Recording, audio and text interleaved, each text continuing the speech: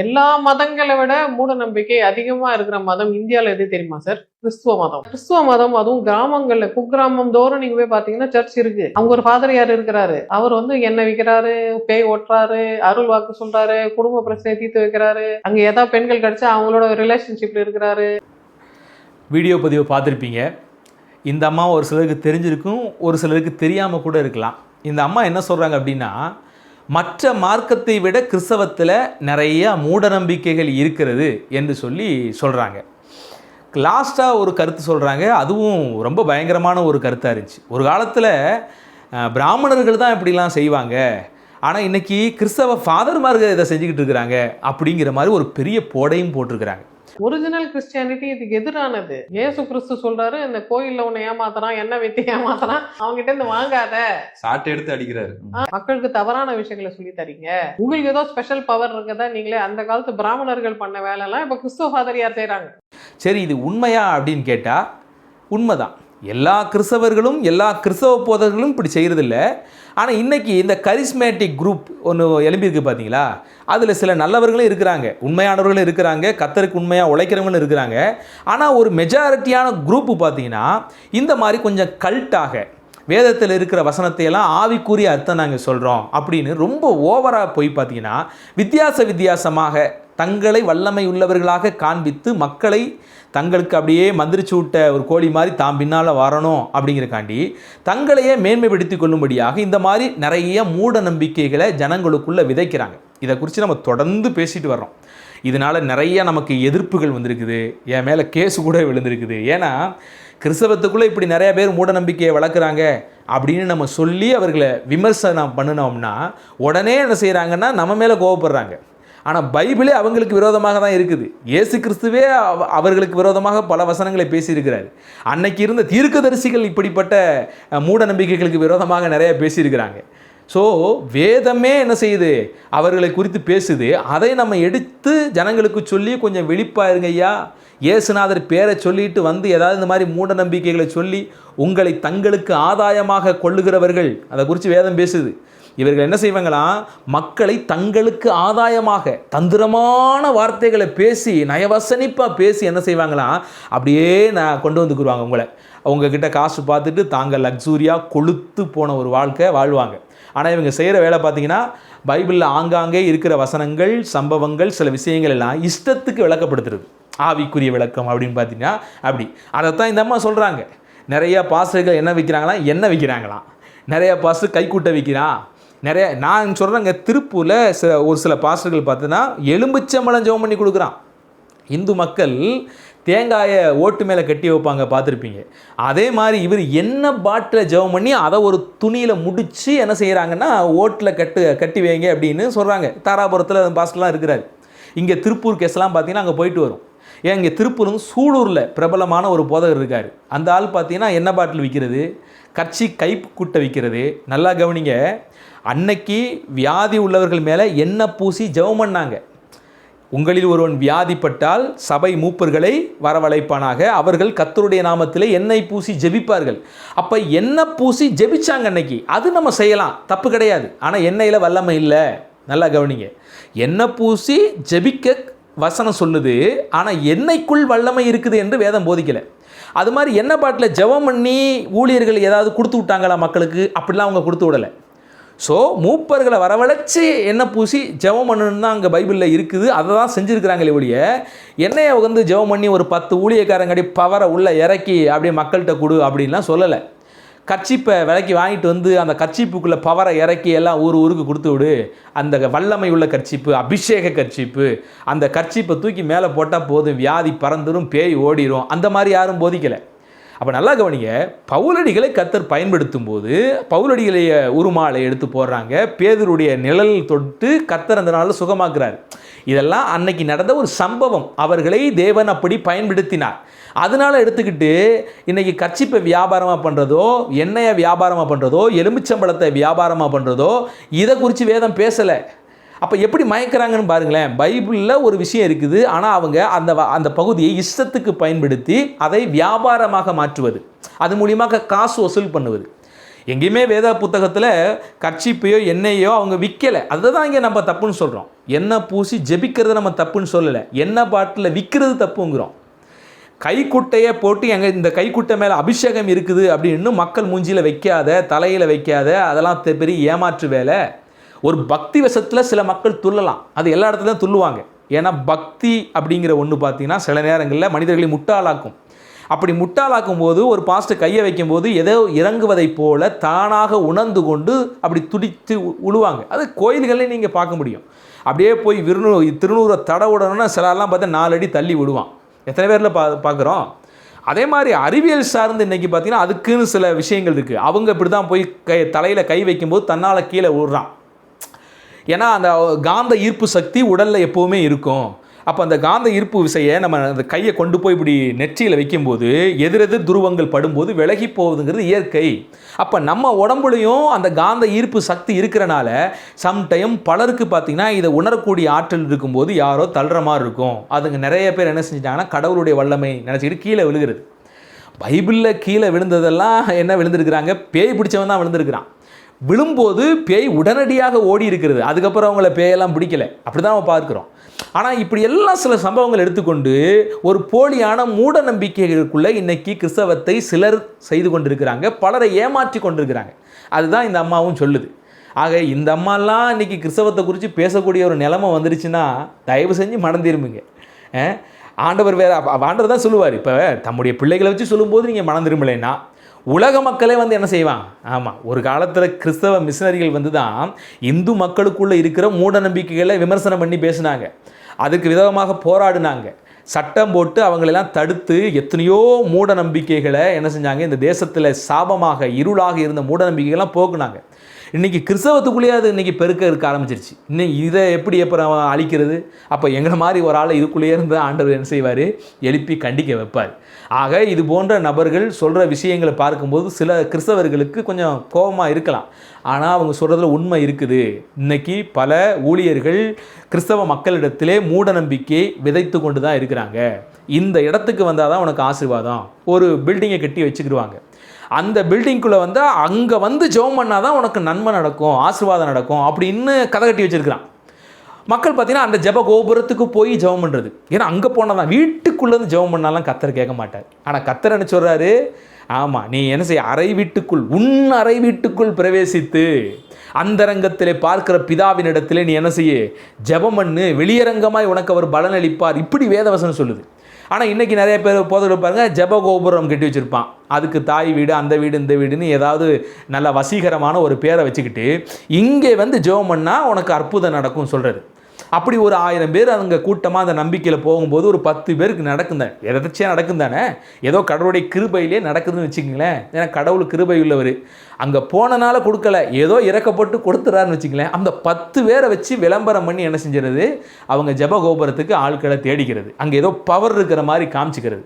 ஒரு ஊழியக்காரங்கிட்ட பவர் இருக்குது, ஒரு பில்டிங்குக்குள்ளே பவர் இருக்குது, ஒரு எண்ணெய்க்குள்ளே பவர் இருக்குது, ஒரு கைக்குட்டைக்குள்ளே பவர் இருக்குது, ஒரு சிடிக்குள்ளே பவர் இருக்குது. டிவியை வச்சுக்கிட்டு டிவியில் அவர் ஜெபம் பண்ணால் அப்படியே பவர் இறங்குது. இதெல்லாம் விடுங்க. உங்கள் ஏசப்பாட்டை நீங்கள் உங்கள் அறைக்கதவை உங்கள் வீட்டுக்குள்ளே இருந்து மனமார்ந்து அவர்கிட்ட பேச ஆரம்பிங்க. உங்களுடைய தகப்பங்க, உங்களுக்கும் அவருக்கும் எதுவும் பிரச்சனை எது இருக்குதா? ஏன் அடுத்த ஆளை தேடுறீங்க? ஏன் ஒரு குறிப்பிட்ட இடத்துக்கு போகிறீங்க? இதெல்லாம் அந்நிய மார்க்கத்தில் இருக்குது. அங்கே போய் இதை பண்ணினாதான் இது நல்லது நடக்கும்னு அவங்க நினைப்பாங்க. நமக்கு அப்படி இல்லை. 2-3 பேர் என் நாமத்தை எந்த இடத்திலே நீங்கள் கூடி ஜெபிக்கிறீங்களோ அங்கே நான் இருக்கிறேன்னு கடவுள் வாக்குத்தத்தம் பண்ணிட்டாரு. ஸோ கிறிஸ்தவர்களாக நமக்கு வேதம் என்ன வெளிச்சம் காண்பிக்கிறது யோசிச்சு பாருங்கள். நம்ம எந்த இடத்துல கூடுறோமோ அந்த இடம் தேவ பிரசன்னம் நிறைந்த இடமாக மாறுகிறது. கடவுள் கொடுத்த ஒரு மிகப்பெரிய ஸ்லாக்கியம் இதெல்லாம். நாம் மலைக்கு ஓட தேவையில்லை, எங்கேயோ கடலை தாண்டி போக தேவையில்லை சாமியை பார்க்க. நான் இருக்கிற இடத்துல முழங்கால் படிக்கிட்டு கர்த்தாவேன்னு நான் அவரை கூப்பிடும்போது, ஆண்டவரேன்னு கூப்பிடும்போது, நாம் உண்மையுள்ள இருதயத்திலே அந்த நொறுங்குண்ட இருதயத்தோடு கூட, மனம் திரும்பின இருதயத்தோடு கூட அப்படி நோக்கி கூப்பிட்ட உடனே கர்த்தர் நம்முடைய ஜெபத்தை கேட்பார், அவர் நமக்கு பதில் கொடுப்பார். அப்போ குறிப்பிட்ட இடத்துக்கு தான் போகணும். ஒரு மூட நம்பிக்கையை விதைச்சி விட்றான் பார்த்தீங்களா? எச்சரிக்கையாக இருங்க. லாஸ்ட்டாக அந்த அம்மா ஒரு போடு போட்டாங்க பாருங்கள், அன்னைக்கு பிராமணன் தான் அது பண்ணால், இன்றைக்கி இங்கே பாதரமாக பண்ணிக்கிட்டு இருக்கிறாங்க. ஆமாம், உண்மைதான் அது. அன்னைக்கு பிராமணர்கள் என்ன செஞ்சுருக்காங்கன்னா, நாங்கள் தான் தலையில் தோன்றினவங்க, நீங்கள் எல்லாம் எங்களுக்கு கீழே தான் அப்படின்னு அடக்கி வச்சுருந்தாங்க. எங்களுக்கு கீழே தான் நீங்கள் அடிமை அப்படின்னு எல்லா மக்களையும் அடிமைப்படுத்தி வச்சுருந்தாங்க. அவன் சொற்கேட்டு எல்லா மக்களும் கீழ்ப்படியணும் அப்படிங்கிற கடவுள் பேரை சொல்லி பயமுறுத்தி வச்சுருந்தாங்க. அதுபோல் இன்றைக்கி நிறையா பாஸ்டர்மார்கள் என்ன செய்கிறாங்கன்னா ஏசப்பா பேரை சொல்லிட்டு மக்களை அடிமைப்படுத்தி வச்சுருக்கிறாங்க. எனக்கு தெரிஞ்சுங்க இந்த திருப்பூரில் நான் நேரடியாக என் கண் கூட பார்த்துருக்கிறேன். நல்லா கொழுக்கு முழுக்குன்னு அந்த பாஸ்டர் இருப்பார். அந்த அம்மாவும் நல்லா கொழுக்கு முழுக்கு தான் நல்லா தின்னு மக்களுடைய நிறைய விஷயங்களை வாங்கி அப்படி லக்ஸூரியாக வாழ்கிற ஒரு குடும்பம் தான். ஆனால் அந்த சபையில் வர்ற சில பெண்கள் பார்த்திங்கன்னா பாஸ்டரோட டவுசரை கூட துவைச்சி போடுவாங்க. அது என்ன காரணம் சொல்லி அந்த மக்களையெல்லாம் அப்படி அவர் மயக்கி வச்சுருக்காங்க தெரியுமா? பாஸ்டனுடைய ட்ரெஸ்ஸை துவைச்சி போட்டால் கூட உங்களுக்கு ஒரு மிகப்பெரிய ஆசீர்வாதம் இருக்கும். அதுக்கு பயன்படுத்துகிற வசனம் என்ன? ஆண்டவரே சொல்லுவார் பார்த்தீங்களா, ஷீஷன் என்கிற நாமத்தின் நிமித்தம் ஒரு கலசம் தண்ணீர் ஒருவனுக்கு கொடுத்தாலும் அதனுடைய பலனை அடையாமல். அது என்ன அர்த்தத்துக்கு ஆண்டவர் சொன்னார்? அன்னைக்கு கிறிஸ்தவ பிள்ளைகள், அன்னைக்கு கிறிஸ்துவை ஏற்றுக்கொண்ட சீசர்களை எல்லாரும் அங்கே புறக்கணிச்சாங்க. ஏன்னா அவங்க நியாயப்பிரமாண விதிகளில் இருக்கிறாங்க. அப்போ கிறிஸ்துவனுடைய கிருபையை குறித்து போதிக்கும் போது இவங்களுக்கு எதுவுமே அண்ணன் தண்ணி கூட அன்றைக்கி புழங்க மாட்டேன்னு சில கிராமத்தில் இருக்குது பார்த்தீங்களா. அந்த அளவுக்கு சீசர்களை புறக்கணிக்கிற ஒரு சூழ்நிலை. அந்த சூழ்நிலையில் ஆண்டவர் போதிக்கிறார், சீசன் என்னுடைய பிள்ளை அப்படிங்கிற நாமத்தின் நிமித்தம் ஒரு கலசம் தண்ணீரை அவங்களுக்கு அந்த சூழ்நிலையில் கொடுத்தா கூட அதனுடைய பலனை அடையாமல் போகான் அப்படின்னு கர்த்தர் அந்த இடத்துல வார்த்தையை பேசுகிறார். அப்போ அந்த சூழ்நிலைக்கு பேசப்பட்ட அந்த வார்த்தையை இவங்க எப்படி திருச்சி கொண்டு வர்றாங்கன்னா, பாஸ்டருடைய டவுசரை துவைச்சா உனக்கு ஆசீர்வாதம் இப்படி சொல்லி அவர்களுடைய மனைவி இருக்கிறாங்க, நல்லா தான் இருக்கிறாங்க, தாராளமாக அவங்க தான் அந்த கடமைகளை செய்யணும், இல்லாட்டி அவரே கூட செஞ்சுக்கலாம், தப்பு கிடையாது. ஆனால் தன் சபைக்கு வருகிற இன்னொருவருக்கு மனைவியாக இருக்கிற அந்த பெண்மணியை இவருடைய ட்ரெஸ்ஸை, அதுவும் பாருங்கள் உள்ளே போட்டிருக்கிற உள்ளாடையை கூட அந்த அம்மா துவைச்சி போடணுங்கிற மாதிரி இவர் மண்டையை கழுவி போதிச்சு, அப்படிப்பட்ட ஒரு அடிமை நிலையில் பாஸ்டர் என்ன சொன்னாலும் அது ஆமான்னு கேட்பாங்க. அது தெய்வ வாக்காக நினைப்பது. அவர் நல்லது சொல்கிறாரா கெட்டது சொல்கிறாரா, உண்மையிலேயே வேதத்தின் அடிப்படையில் அவர் சொல்கிறாரா, அதெல்லாம் அவங்க பார்க்குறதில்ல. பாஸ்டர் அப்படின்னு அப்படி கிடையாது. சத்தியத்தின்படி தான் அன்பு கூற வேண்டும் என்று வேதம் சொல்லுகிறது. சத்தியத்தின்படி இல்லாத எந்த நபரையும் நாம் அங்கீகரிக்க தேவையில்லை. அது பழைய ஏற்பாட்டிலிருந்து புதிய ஏற்பாடு வரைக்கும் கர்த்தர் அப்படிப்பட்ட வார்த்தைகளை தான் நமக்கு கொடுத்துருக்கிறார். ஆக உங்களை யாராவது அன்பின் மித்தம் நீங்கள் ஒருத்தவங்களுக்கு கீழ்ப்பிடிஞ்சு போகிறது தப்பு இல்லைங்க. ஆனால் யாராவது ஒருத்தவங்களை அடிமைப்படுத்துகிறாங்கன்னா எச்சரிக்கையாக இருக்கணும். ஆண்டவர் தம்முடைய ஊழியர்களுக்கு சொல்லக்கூடிய ஒரு வார்த்தை என்ன தெரியுமா? உங்களில் முதன்மையாக இருக்கிறவன் எவனோ அவன் எல்லாருக்கும் ஊழியக்காரனாக இருக்க கடவன். இதுதான் ஊழியக்காரங்களுக்கு கொடுத்தது. ஆனால் ஊழியக்காரங்க என்னமா சொல்கிறாங்க? நாங்கள் ஊழியக்காரங்க, நீங்கள் எல்லாரும் எங்களுக்கு அடிமையாக இருக்க வேணும். இவங்க அவங்களுக்கு ஒப்பு கொடுக்கறது இல்லை, அவங்க இவங்களுக்கு ஒப்பு கொடுத்து அடிமையாக இருக்கணும் அப்படின்ட்டு. ஸோ இதை நான் சொல்கிறது அப்படின்னால உடனே ஊழியக்காரங்களாலே இன்றைக்கி ஒரு தப்பாக பார்க்குற ஒரு கண்ணோட்டம் ஒரு சிலர்கிட்ட இருக்குது. ஊழியக்காரனாலே அவனை ஒரு அயோக்கிய நிலைமையில் பார்க்குறது. நான் அதை குறித்து இங்கே பேச வரல, நல்லா கவனிங்க. அப்படி ஒருவேளை எந்த ஊழியக்காரனை பார்த்தாலும் உங்களுக்கு ஒரு கேவலமாக தோணுது, அவங்களுக்கு சேர வேண்டிய மதிப்பை உங்களால் கொடுக்க முடியலன்னா நீங்களும் கூட பிசாசின் ஆவியினால் சிக்கி இருக்கிறீங்க அப்படிங்கிறத புரிஞ்சுக்கோங்க. என்றைக்குமே ஒரு தேவ மனுஷனை மதிக்க கற்றுக்கறணும், கனப்படுத்த கற்றுக்கிறணும். இதுதான் வேதம் கற்பிக்குது. வேதம் முழுக்கவும் பார்த்தீங்கன்னா சீசர்களை அன்னைக்கு எல்லாரும் மதித்தாங்க. பவுல் சொல்கிறாரு அன்றைய சபை மக்களை பார்த்து, எனக்காக உங்கள் கண்களை கூட பிடுங்கி கொடுக்க ஆயத்தமாக இருந்தீர்கள், நீங்கள் எங்கள் மேலே வச்சு இருக்கிற அன்பு பெருகுனுச்சு அப்படின்னு மெச்சிக்கொண்டு எழுதுகிறார். அப்போ சபையில் நமக்கு தேவன் தந்த போதகர்களை நாம் என்ன செய்யணும்? உண்மையிலேயே மதிக்க கற்றுக்கிறணும், அன்பு செலுத்த கற்றுக்கிறணும், கனப்படுத்த கற்றுக்கிறணும். நமக்குள்ளான எல்லாவற்றையும் அவங்களுக்கு பகிர்ந்து கொடுக்கணும்னு வேதம் சொல்லுது. அந்த அளவுக்கு அவங்க தேவைகளை அறிந்து நாம் என்ன செய்யணும்? கொடுக்கக்கூடிய எல்லா பொறுப்பும் நம்ம இடத்துல இருக்குது. இதை நீங்கள் சிதைச்சிடக்கூடாது. அப்படி சிதைச்சனாலும் நம்ம வேதத்துக்கு புறம்பாக போயிடுவோம், கடவுளுடைய வார்த்தைக்கு புறம்பாக போயிடுவோம். சொல்லக்கூடிய விஷயம் என்ன? கடவுள் இவர்களுக்கு ஒரு கிருபையை கொடுத்துருக்காரு, வேத வார்த்தைகளை போதிக்கக்கூடிய ஒரு கிருபையை கொடுத்துருக்கிறாரு. உங்களுக்கு ஒரு மந்தைய தேவன் கொடுத்துருக்கலாம். அப்படிங்கிற பட்சத்தில் ஒவ்வொரு ஊழியனும் தாழ்மையோடு இருக்கணும். பிசாசு மாதிரி பெருமை வந்துடக்கூடாது. அவன் எப்படி ஒரு கூட்ட ஜனத்தை வஞ்சிச்சு இன்றைக்கி பேயா பிசாசா அலையிற மாதிரியோ ஊழியர்களுக்குள்ளேயும் அந்த பெருமை வந்துச்சுன்னா நீங்களும் அப்படி அலைய வேண்டியது ஆகி போயிடும். அதனால் தாழ்மையோடு இருங்கன்னு கற்றுக் கொடுக்குது. அதுபோல் ஊழியர்கள் என்ன செஞ்சாலும், என்ன பாவம் செஞ்சாலும், என்ன அக்கிரம போதனை செஞ்சாலும் அதை ஆமாம் கொட்டிக்கிட்டு போகக்கூடாதுங்கிறத நம்ம பேசுகிறோமே ஒழிய, உண்மையான ஊழியர்களுக்கு கிறிஸ்துவின் அன்போடு கூட என்ன செய்யுங்க? செயல்படுங்க. நம்ம எல்லாம் ஒரு குடும்பம். திருச்சபைங்கிறது ஒரு குடும்பம். அது போதகர் உள்ளே இருந்தாலும் சபையினுடைய எல்லா அங்கத்தினர் எல்லாமே ஒரு குடும்பம். அந்த குடும்பத்தில் இருக்கிற எல்லாரையும் நம்ம நேசிக்க ஆரம்பிக்கணும். எங்கே நம்ம வந்து எச்சரிக்கையாக இருக்கணும்? எந்த மனிதனுக்கும் அடிமைப்பட்டு போயிடக்கூடாது, தவறான உபதேசத்துக்குள்ளே விழுந்து போயிடக்கூடாது, கிறிஸ்து உபதேசித்த அந்த சத்தியங்களை விட்டு ஒரு ஊழியருடைய பேச்சை கேட்டு வழுகி போயிடக்கூடாது. இதன் மேலே எச்சரிக்கையாக இருக்கணும். இந்த விஷயத்தின் மேலே மக்கள் எச்சரிக்கை இல்லாததுனால தான் பல தவறான உபதேசங்கள் இன்றைக்கு கிறிஸ்தவ வட்டாரத்தில் உலாத்திக்கிட்டு இருக்குது. பல பிரிவுகளாக இன்றைக்கி பிரிந்து போய்கிட்டு இங்கே கிடக்குது. ஆக தேவனுடைய பிள்ளைகளே, சத்தியத்தை ஆராய்ந்து சத்தியத்தின்படி நம்ம செயல்பட கற்றுக்கிறணும். சத்தியத்துக்கு விரோதமாக போகக்கூடாது.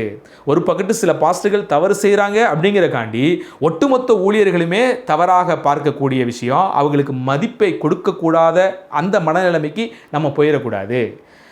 ஆண்டவர் மதிக்க சொல்கிறாரு அப்படிங்கிறதுக்காண்டியும் ஒட்டுமொத்த அயோக்கியத்தனையும் அங்கீகரித்தும் என்ன செஞ்சிடக்கூடாது, போயிடக்கூடாது.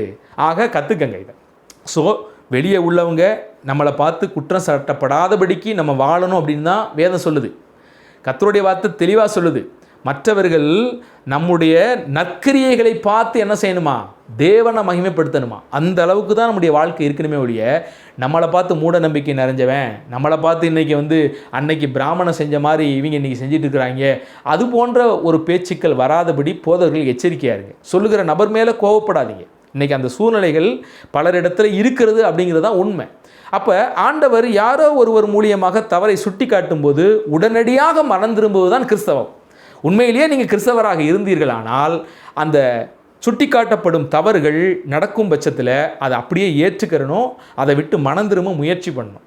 அதை விட்டுட்டு நம்ம தேவையில்லாத இருதய கடினத்துக்குள்ளே போகும்போது பார்வோன் இருதயத்தை கடினப்படுத்தி நிமித்தமாக என்ன ஆனதோ அதே நிலைமைக்கு தான் போதகர்களுக்கும் சம்பவிக்கும், விசுவாசிகளுக்கும் சம்பவிக்கும். ஆக எச்சரிக்கையாக இருப்போம். இந்த கடைசி நாளத்தில் சாட்சியுள்ள ஜீவியம் ஜீவிப்போம். ஏன்னா வேதம் நம்மை பார்த்து சொல்லுகிறது, நீங்களே பூமிக்கு உப்பாகவும் வெளிச்சமாகவும் இருக்கிறீர்கள். நீங்கள் உப்பு சாரம் இல்லாமல் போயிட்டீங்க அப்படின்னா எதனால் சாரமாக்கப்படும்? மனுஷரால் மிதிக்கப்படுவது, ஆண்டவர் மிதிக்கும்படி ஒப்பு கொடுத்துருவார்.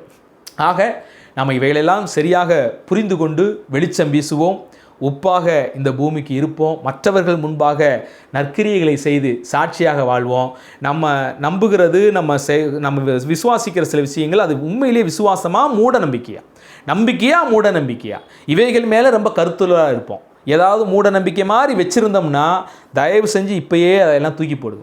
அது எந்த போதகராக இருந்தாலும் உங்களுக்கு மூட நம்பிக்கை மாதிரி சொல்லி தந்தாருன்னா அவர்கிட்ட எதிர்த்து கேளுங்க, பயப்படாதீங்க. கர்த்தரை எதிர்த்து கேட்க தான் சொல்கிறாரு. கள்ளத்தனமான போதனை செய்யும்போது, கள்ளத்தனமான தீர்க்க தரிசனம் சொல்லும்போது, வேத வசனத்துக்கு புறம்பான உபதேசத்தை செய்யும்போது தேவனுடைய பிள்ளைகள் அதை என்ன செய்யணும், தட்டி கேட்கணும். 10 பேர் எந்திரிச்சு சபையில் தட்டி கேட்டிங்கன்னா அங்கே அந்த குற்றம் களையப்படும். அதுக்கு மேலே அது வளராது. நம்ம எல்லாரும் வாயை பொத்திக்கிட்டு இருக்கிறனால தான் நிறைய இடங்கள் இங்கே பிரச்சனை ஏற்படுது.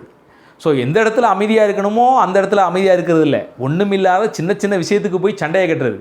ஆனால் எதற்கு நம்ம வந்து எதிர்த்து நின்று பேசணுமோ அதற்கெல்லாம் வாயை மூடிக்கிட்டு இருக்கிறது. தப்பான உபதேசம் செய்யும் போதெல்லாம் அமைதியாக இருக்கிறது, ஒன்றுமில்லாத அற்ப விஷயத்துக்கு போய் சண்டை பிடிக்கிறது. ஆக கர்த்தருடைய பிள்ளைகளே, இந்த கடைசி நாளில் கொஞ்சம் ஞானமுள்ளவர்களாக இருப்போம். இது போன்ற நபர்கள் நம்ம இன்றைக்கி பேசுகிற அளவுக்கு ஆயிட்டமே அப்படின்னு நினைக்கும் போது கொஞ்சம் மனசுக்கு கஷ்டமாக தான் இருக்குது.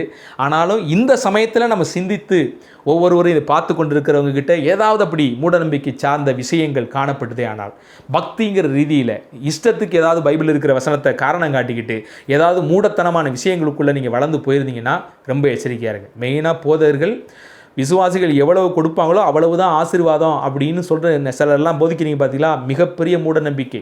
அதெல்லாம் வேதம் அப்படிப்பட்ட விஷயங்களை போதிக்கலை. இப்போது நம்ம மனசில் உற்சாகமாக தேவ பிள்ளைகள் கொடுக்கணும், அவங்க அதை விரும்பி கொடுக்கணும் சந்தோஷமாக. நீங்கள் போட்டு அவங்கள மண்டையகளையும் வாங்கக்கூடாது, அதுவே ஒரு திருட்டுத்தனமான வேலை தான். அப்போ எந்த ரீதியிலையும் காணிக்கை விஷயத்தில் மண்டையை கழுவி அப்படி பெற்றுக்கொள்ளுகிற அந்த காணிக்கை என்றைக்குமே ஒரு ஊழியருக்கு அது சாபமாக போய் முடிஞ்சிடும்.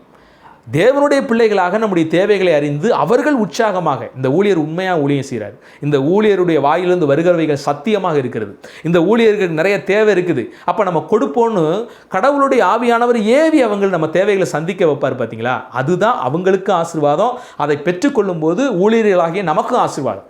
ஸோ அந்த நிலையை விட்டு நம்ம என்றைக்கும் மாறிடக்கூடாது. சரிங்களா, அந்த நிலையை விட்டு நம்ம ஒரு நாளும் மாறிடக்கூடாது. சிலர்லாம் விகற்பமாக விமர்சனம் வைப்பாங்க, 2 பக்கத்தையும் தப்பு இருக்குதான். சிலர் இப்படி மக்களை ஏமாற்றி வாங்குறாங்க அப்படிங்கிறக்காண்டி வாங்குறவங்களை எல்லாருமே குற்றம் சாட்டுறது.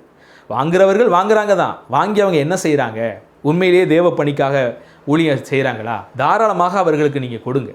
கொடுக்கறது என்னையும் முடைக்கிடக்கூடாது. அப்படி வாங்குகிற தேவனுடைய ஊழியர்களை அசிங்கப்படுத்தி பேசுவதும் மிகப்பெரிய தவறு. ஏன்னா வேதாகமத்திலே அன்னைக்கு எல்லா தீர்க்கதரிசிகளுக்கும் மக்கள் வந்து கொடுத்துருக்குறாங்க, அவங்க வாங்கியிருக்கிறாங்க. இயேசு கிறிஸ்து அவருடைய ஊழியத்திலும் கூட அநேகர் தங்கள் ஆசைகளினால் அந்த ஊழியத்தை, இயேசு கிறிஸ்துனுடைய ஊழியத்தை தாங்கினார்கள் என்று பார்க்கிறோம். அப்போஸ்தலர்கள் அவங்க செஞ்ச எல்லா ஊழியங்களிலும் என்ன செய்யப்பட்டது? அவர்களுடைய தேவைகளை மக்கள் சந்தித்திருக்கிறார்கள். அவர்கள் அன்னைக்கு என்ன தேவை இருந்துச்சோ அதை சந்திச்சாங்க. அன்னைக்கு அவங்களுடைய ஊழிய எல்லை என்ன இருந்துச்சோ, எந்த வழியெல்லாம் ஊழியம் செஞ்சாங்களோ அதுக்கு தகுந்த மாதிரி தேவைகளை சந்திச்சிருப்பாங்க. இன்னைக்கு வந்து அது வேற. இன்னைக்கு இருக்கிற காலகட்டங்களில் அன்னைக்கு இருந்த சூழ்நிலைகள் இல்லை, இன்னைக்கு வேறு விதமாக நம்ம சந்திச்சுட்டு இருக்கிறோம். அப்போ இன்னைக்கு என்னென்ன தேவைகள் இருக்கோ அதுக்கு தகுந்த மாதிரி உங்கள் மனதில் ஏவப்பட்டபடி செய்யுங்க. ஆனால் தந்திரமான போதனை செய்து உங்களிடத்தில் காணிக்கையை கொள்ளையடிக்க நினைக்கிற சில தந்திரமான பழைய ஏற்பாட்டு பிரமாண போதனைகளை செய்து உங்கள் பணத்தை வாரிக்கொள்ளும்படியாக செய்கிற போதர்களை இனங்கண்டு கொண்டு அவர்களுக்கு உங்கள் காணிக்கையை கொடுத்து உங்கள் பணத்தை வேஸ்ட் பண்ணாதீங்க. சரிங்களா? அது எச்சரிக்கையாக இருங்க. உண்மையானவர்களுக்கு, உண்மையாகவே ஊழியம் செய்கிறவங்களுக்கு, உண்மையாகவே சத்தியம் சொல்கிறவங்களுக்கு, கஷ்டப்படுற ஊழியர்களுக்கு அவர்களுக்கு என்ன செய்யுங்க? தாராளமாக உங்களுடைய சம்பாத்திய பணத்தில் கொடுங்க. கண்டிப்பாக கர்த்தர் அதை பார்த்து நம்மை ஆசீர்வதிக்கிற தேவனாக இருக்கிறார். ஆக எச்சரிக்கையோடு இருப்போம், விழிப்போடு கூட இருப்போம், வேத வசனத்தை அனுதினமும் தியானிப்போம். கர்த்தர் சீக்கிரம் வருகிறார். மாரநாதா.